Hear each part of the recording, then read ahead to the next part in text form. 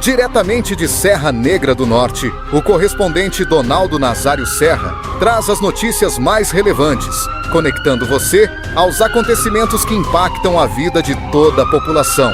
A Secretaria Municipal de Agricultura começou as inscrições para o cadastramento de animais contra a febre aftosa, declaração esta obrigatória para o controle sanitário dos animais do município. As inscrições acontecem durante todo este mês, até o dia 31 de maio, das 7 às 13 horas, na referida Secretaria de Agricultura. O produtor rural, no ato da declaração, ele é obrigado a apresentar o CPF e também o total do rebanho animal de sua propriedade. Já por outro lado, a Secretaria Municipal de Educação e Cultura realizou sábado, véspera do Dia das Mães, uma programação especial com o objetivo em homenagear todas as mães desta cidade. As homenagens aconteceram durante a Feira Livre do município, ao lado do Mercado Público, que contou com a apresentação de artistas da terra, ou seja, talentos da terra, distribuição de prêmios e acolhimento de amor e carinho como reconhecimento ao símbolo maior, transformando vidas em todos os dias. A Secretaria da Educação também comemorou o Dia das Mães com evento na zona rural, especificamente nas comunidades rurais de Barra de São Pedro, Pintado, Solidão e Arapuá, marcados por emoções, alegrias, demonstrando amor e afeto a todas as mães da zona rural. As homenagens estiveram participando professores, alunos e a comunidade local com celebração de amor e gratidão. Já ontem à noite foi a vez da paróquia de Nossa Senhora do Ó celebrar missa em alusão ao Dia das Mães. A Santa Missa contou com a participação do Movimento das Mães que oram pelos filhos, quando em seguida foi oferecido um jantar de confraternização a todas as mães no Centro Pastoral Maria dos Anjos Fernandes. A cidade de Serra Negra do Norte registrou na tarde e noite de ontem uma boa chuva para celebrar a passagem do Dia das Mães. A precipitação foi registrada com a presença de trovões e bastante água caindo do céu. O acumulado de água nas chuvas deste ano, durante o ano de 2026, já supera o índice de 687 milímetros. De Serra Negra do Norte, Donaldo Nazário Serra. Agora, fique com o editorial da notícia, uma análise precisa e reveladora dos fatos com a imparcialidade, clareza e único compromisso com a verdade. Bom, se alguém disser que o segredo para entender a sobrevivência humana, a economia e o funcionamento de uma sociedade inteira está escondido num áudio de WhatsApp e num formulário municipal de vacinação de gado, a primeira reação natural é tipo ceticismo puro, né? Com certeza, a gente quase sempre duvida. Pois é, a gente tende a associar a história, sabe, aquela história com um H maiúsculo, a grandes tratados de paz. Assinados naqueles palácios de mármore, né? Exatamente, ou tipo revoluções que mudam o mapa do mundo. Mas a nossa imersão de hoje vai olhar para um lugar completamente diferente. E essa é justamente a beleza de analisar os registros do cotidiano. Porque nós recebemos um material que é fascinante. Muito. São documentos da gestão municipal e transcrições de áudio da cidade de Serra Negra do Norte. Isso tudo datado de maio de 2026. 2026. Isso. E lá tem notas administrativas, comunicados de secretarias e a transcrição de um áudio de um morador. O nome dele é Donaldo Nazário Serra. E, olhando rápido assim, parece o quê? Parece só a poeira da burocracia diária. Sim, aquela papelada chata. Mas quando a gente analisa o conjunto da obra, esses fragmentos revelam, tipo, as engrenagens de uma comunidade local operando ali, em tempo real. Exato. São os blocos de construção da história local. E é por isso que a gente precisa destrinchar esses dados hoje. Certo. Então vamos desempacotar isso. A nossa missão com esse material para quem nos escuta não é apenas ler boletins de prefeitura. A ideia é decifrar como a burocracia do governo, a coesão social das pessoas e as forças implacáveis da natureza formam um ecossistema único. É como abrir uma cápsula do tempo, né? Uma cápsula do tempo do dia a dia. Perfeito. E para entender o batimento cardíaco dessa cidade, a gente tem que começar pela fundação. Pela base material. Isso, a base material que sustenta qualquer sociedade. Porque, convenhamos, se a economia local entrar em colapso... todo o resto desmorona junto. Exato, todo o resto cai. Então, vamos falar dessa base. Bom, a economia da grande maioria das cidades do interior brasileiro está profundamente enraizada no campo. E os documentos de Serra Negra do Norte deixam isso claríssimo. Uhum. Tem uma campanha da Secretaria Municipal de Agricultura, uma campanha super rigorosa para o cadastramento e vacinação contra a febre aftosa. E o que me chamou a atenção não foi nem a campanha em si, mas a linguagem. A declaração extraobrigatória. É isso, essa terminologia me fez parar. Quando eu li sobre a obrigatoriedade de apresentar o CPF do produtor e vincular isso à contagem exata, tipo cabeça por cabeça do rebanho, confesso que minha primeira reação foi achar que era só a velha burocracia em ação. Aquela coisa de empilhar papel. Justamente, um excesso de zelo administrativo. Mas aí, lendo com mais calma, me pareceu algo muito maior. E é. Tentar contar cada animal e ligar isso a um documento de identidade humano soa, para mim, como tentar atualizar o sistema antivírus de um computador. Nossa, ótima analogia. Só que aplicado à economia inteira da cidade, sabe? Se um arquivo corrompe ou se um animal adoece, a rede inteira cai. A analogia do antivírus é muito precisa. E a explicação do porquê tanta rigidez está, na verdade, na intersecção da biologia com a macroeconomia. O que é fascinante aqui é entender a doença. A febre aftosa é viral, altamente contagiosa. Afeta bovinos e suínos, certo? Sim, bovinos, suínos e outros animais. Causam umas feridas super dolorosas na boca, nos cascos. O animal para de comer, perde peso de forma assustadora, a produção de leite despenca. Uma tragédia pro produtor. Mas o verdadeiro desastre não é só clínico, é um desastre comercial. O mercado internacional de carnes funciona com regras sanitárias que são draconianas. Ou seja, se a doença aparece... O mundo inteiro fecha as portas. Sério? Um caso só? Exato. Se um único caso de aftosa for confirmado numa propriedade, o bloqueio não se limita àquela fazenda. Ah, entendi. Eles estabelecem zonas de quarentena que podem abranger o município inteiro, o estado, e muitas vezes o país inteiro é fechado para exportação. O fluxo de capital congela do dia para a noite. Caramba, é por isso que a burocracia precisa ser tão rígida, então. Exatamente. Ao exigir o CPF e a contagem exata lá na sede da secretaria, o município não está apenas catalogando vacas, sabe? Eles estão criando uma malha de responsabilidade. Isso, uma responsabilidade civil. O CPF amarra uma ameaça macroeconômica global à responsabilidade individual daquele fazendeiro. Nossa, isso muda completamente a perspectiva. Então a logística da secretaria não é feita para dificultar a vida do produtor. De jeito nenhum. É para garantir que não tenha nenhum furo nessa rede de segurança. E os registros mostram que o prazo ia até o dia 31 de maio. Sim, até o fim do mês. Com o atendimento ocorrendo das 7 da manhã a 1 da tarde, o que, à primeira vista, parece um horário meio curto. Parece, mas na verdade isso reflete uma adaptação muito inteligente à realidade do local. Esse horário das 7 às 13 horas respeita o ciclo circadiano do trabalho rural. Ah, claro. O pessoal acorda muito cedo. Exato. No interior, as atividades começam antes do sol nascer, justamente para evitar aquele pico de calor absurdo no meio da tarde. Então a prefeitura adapta a burocracia ao relógio biológico da produção agrícola. Faz todo sentido. Se eles exigissem que os produtores fossem à tarde, iam enfrentar uma resistência imensa e perderiam uma parte do controle. Certo. E aí, uma vez que esse antivírus econômico, digamos assim, está rodando perfeitamente e o rebanho está protegido, a tensão natural de quem vive da terra dá uma diminuída, né? Com certeza. O pessoal respira aliviado. E é aí que fica realmente interessante. Porque é fascinante observar como a narrativa dos documentos muda drasticamente nesse ponto. Muda de água para o vinho. A gente falou até agora sobre como a comunidade se blinda contra o desastre financeiro. Mas sobreviver é apenas a linha de base. A pergunta é, o que uma cidade faz quando a ansiedade econômica está sob controle? Bom, ela passa a investir naquilo que nos torna humanos, os vínculos sociais. Sim. Tem uma transição super clara nesses materiais de maio de 2026.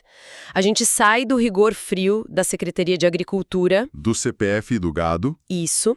E entramos nas iniciativas da Secretaria de Educação e Cultura. O foco passa a ser totalmente as celebrações do Dia das Mães. E a dimensão do que eles organizaram é surreal. Eu tentei visualizar a logística envolvida para quem está ouvindo a gente, e a única coisa que me veio à mente foi a estrutura daqueles festivais modernos de música. Como assim festivais de música? Sabe aqueles festivais super descentralizados, que não ficam presos num lugar só? Eles tomam a cidade inteira, têm múltiplos palcos. Tudo para garantir que ninguém fique de fora, que todo mundo participe de alguma forma. Ah, entendi. E a descentralização é a chave aqui mesmo. Como eles estruturaram esses palcos, para usar a sua analogia? Então, o palco principal, entre aspas, foi armado na zona urbana, no sábado. Véspera do Dia das Mães. Exato. E o local não poderia ter sido escolhido de forma mais estratégica, bem no meio da Feira Livre, ao lado do mercado público. Perfeito. E o áudio do Donaldo Nazário Serra relata esse momento de um jeito muito genuíno. Ele menciona as apresentações de, e aqui eu estou citando, artistas da terra, ou seja, talentos da terra. Ele faz questão de corrigir a fala. Sim, ele corrige a própria fala ali na hora para valorizar o pessoal local. Teve distribuição de prêmios, música e um acolhimento gigantesco. Se conectarmos isso ao cenário maior, colocar o evento central na Feira Livre e no mercado público é tipo uma jogada sociológica brilhante. Brilhante por quê? Porque o mercado público não é apenas um ponto de venda de tomate, queijo e farinha. Ele é a verdadeira ágora das cidades do interior. O ponto de encontro. É lá que a informação circula de verdade, onde a confiança comercial é estabelecida. Sabe, onde os acordos são feitos no fio do bigode. Pode crer. Ao inserir a celebração máxima ali, o poder público e a comunidade estão aproveitando a infraestrutura social que já é natural do município. Mas a genialidade de um bom festival é justamente não depender de um palco só. Uhum. E os registros mostram que a Secretaria de Educação montou palcos alternativos na zona rural. E a lista de comunidades visitadas é extensa. Quais foram? Olha só, Barra de São Pedro, Pintado, Solidão e Arapuá. Nessas áreas, a festa não foi uma coisa importada da cidade, sabe? A prefeitura não chegou lá de cima para baixo. Foi algo mais orgânico. Exato. Foi construída com os professores, os alunos e os próprios moradores. Isso levanta uma questão importante, um conceito fundamental sobre a vida em áreas agrárias. Na sociologia, a gente chama de infraestrutura social. Que seria o quê exatamente? São os espaços, os eventos, os hábitos que moldam a forma como as pessoas interagem no dia a dia. E quando a gente olha para essa lista de comunidades que você leu, um nome salta aos olhos. Solidão. Solidão. A vida no campo, por causa das grandes distâncias e pela própria dureza do trabalho, carrega um risco altíssimo, tanto físico quanto psicológico. O risco do isolamento. Exato. A própria nomenclatura do lugar solidão já denuncia o desafio que eles enfrentam todos os dias. É poético, mas é trágico ao mesmo tempo. É pesado. A depressão e o isolamento rural são problemas super reais. Então veja, essas festas descentralizadas não são só um gasto frívolo, não é festa por festa. Não é dinheiro jogado fora. De jeito nenhum. É a comunidade tecendo ativamente o que a gente chama de capital social. Uma festa de Dia das Mães na comunidade de Solidão significa que vizinhos que passam semanas sem se cruzar... Tem um motivo para se reunir. Exato, eles se reúnem, conversam, observam quem está precisando de ajuda. É quase como se a festa fosse uma pólice de seguro comunitária. Invisível, claro, mas vital. A definição é essa mesma. Pense bem, se amanhã houver uma seca severa ou se alguém da família adoecer, não é o governo federal que vai chegar primeiro lá na fazenda para salvar eles. É o vizinho. É o vizinho, aquele com quem eles dividiram um prato de comida na festa da escola. Que incrível. E essa teia de proteção, ela fica ainda mais evidente quando a gente vê a terceira etapa das celebrações. O encerramento do festival, digamos assim. O palco de domingo à noite foi a esfera religiosa. A igreja. Sim. A paróquia de Nossa Senhora do Ó realizou uma celebração que envolveu o grupo Mães que Oram pelos Filhos. E não ficou só na missa, né? Não parou na missa. Depois da parte espiritual, a comunidade inteira se reuniu no Centro Pastoral Maria dos Anjos Fernandes para um jantar imenso. Nossa. Foi uma verdadeira maratona de afeto. conectou o comércio urbano na Feira Livre, as escolas isoladas lá na zona rural e, por fim, a igreja matriz. Tudo no mesmo fim de semana. O ato de partilhar o pão é um dos mecanismos de coesão mais antigos da história da humanidade. Esses jantares comunitários nas paróquias reforçam a ideia de que, no fim do dia, estão todos no mesmo barco. O que esses registros da prefeitura nos mostram, de forma claríssima, é a gestão municipal e a sociedade civil atuando lado a lado, atuando juntas para mitigar as vulnerabilidades da vida no interior. A vacina protege o boi, a festa protege a mente e as relações sociais. É um sistema de proteção completo. E isso parecia fechar o fim de semana perfeito lá de maio de 2026. Sabe, o planejamento humano ali foi cirúrgico. Deu tudo certo. A saúde do gado estava organizada. A logística dos eventos cobriu quilômetros de distância sem deixar nenhuma comunidade de fora. A igreja reuniu a população para o jantar. Parecia que os moradores tinham o controle absoluto da situação. Exato. O controle total da narrativa. Mas é aí que a coisa muda. Os registros climáticos e o finalzinho do áudio do Donald nos trazem de volta para a realidade. A realidade bateu na porta. Bateu forte. Uma força que não assina memorandos entrou em cena. Porque a natureza tem o seu próprio calendário, né? E ela raramente pede permissão. Pois é. No final da tarde e começo da noite do Dia das Mães, o céu sobre Serra Negra do Norte simplesmente desabou. Choveu muito. Uma chuva intensa, acompanhada de trovoadas. Inicialmente, lendo os documentos, eu fiquei com a impressão de que era só um detalhe climático incômodo, sabe? Tipo, estragou o fim da festa? Isso.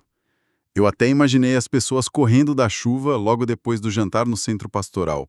O pessoal guardando os equipamentos de som tudo às pressas. Mas, analisando os dados estatísticos que estavam anexados ao processo da prefeitura, eu reparei num número bem específico. Ah, eu sei qual número você está falando. Os 607 milímetros de volume acumulado. Esse mesmo. O documento destaca que com aquela tempestade de domingo, o acumulado de precipitação de 2026 já ultrapassava a marca de 607 milímetros. E aí me bateu uma dúvida real. Qual? Pensa bem, no meio de CPF de produtor, vacina de aftosa, coral de igreja, feira livre, será que esse não é o dado mais vital de toda a nossa pilha de documentos? Olha, a sua intuição está corretíssima. Entender esse volume de 607 milímetros é basicamente entender a própria viabilidade de Serra Negra do Norte existir. Como assim? A gente está falando da região do semiárido brasileiro. A cidade fica no Rio Grande do Norte. A relação com a chuva ali dita literalmente o pulso da vida e da morte econômica. É o fator limite. Exato.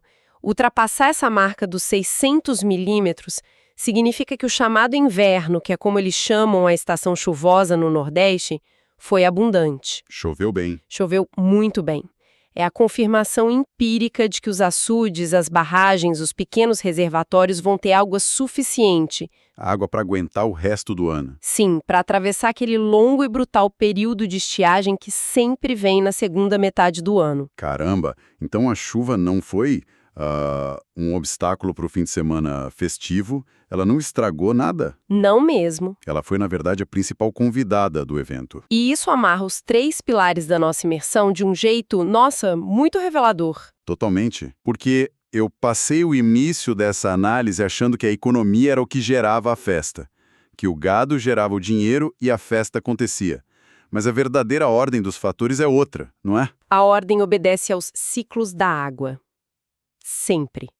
Vamos rastrear a física do processo para entender como essas engrenagens rodam juntas. Vamos. Essa tempestade de maio e os 607 milímetros que acumularam, essa água toda infiltra no solo e garante que a vegetação nativa e os pastos continuem verdes por muito mais tempo. E sem essa água, não tem pasto. Sem pasto, não tem rebanho saudável. Ah! E o rebanho saudável é justamente aquele que o produtor, lá no início da nossa história, levou os dados para vacinar na Secretaria de Agricultura. Lá das 7 às 13 horas. Exatamente. Precisamente. O gado que está nutrido por esse pasto irrigado responde muito melhor às vacinas. Ele cresce forte.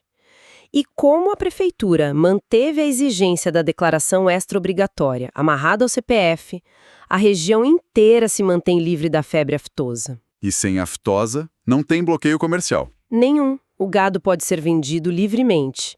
E a venda do gado é o que injeta dinheiro direto no bolso do produtor rural lá de Barra de São Pedro ou lá do Pintado. E com esse dinheiro no bolso, o que esse produtor faz? Ele desce no final de semana para a zona urbana. Uhum. Ele vai lá comprar mantimentos, vai comprar roupas ou ferramentas, onde? Na feira livre, Bem ao lado do mercado público. movimentando toda a cadeia de lojistas e prestadores de serviços locais. Lojistas que, por sua vez, pagam os impostos municipais. E são exatamente esses impostos que formam o orçamento da prefeitura. O orçamento que a Secretaria de Educação vai usar. Isso, que a educação e cultura vai utilizar para financiar os palcos, os brindes, o transporte de todos aqueles talentos da terra para o Dia das Mães do ano que vem. Uau! Então a água que caiu do céu na noite de domingo é o combustível invisível de tudo isso. Exato! Ela financia a vacina, sustenta o mercado público e, no fim, enche as mesas do centro pastoral. É um ciclo inquebrável. Nossa, é fascinante perceber como as pontas soltas se encontram no final. A gente partiu de uma nota burocrática e super árida, que falava só sobre controle de doença de boi. Sim, Aí a gente atravessou a alegria de moradores que estavam aplaudindo músicos locais no meio de uma praça pública e, por fim, ouvimos o eco de trovões no áudio de um morador num grupo de WhatsApp. parece aleatório, né? Muito. Mas todas essas coisas aparentemente soltas são as engrenagens da máquina de sobrevivência de uma cidade. E a lição mais profunda que a gente pode extrair da gestão lá de Serra Negra do Norte é justamente a interdependência de tudo isso. Historicamente, a gente falha muito quando tenta isolar os problemas. A gente cria caixinhas para tudo. Exato. Tratamos a agropecuária como uma questão estritamente econômica. Tratamos a cultura e a religião como coisas puramente emocionais ou só da sociologia. E a chuva como um mero dado da previsão do tempo. Mas as comunidades que dão certo, as comunidades bem-sucedidas, operam sabendo que essas barreiras não existem na prática.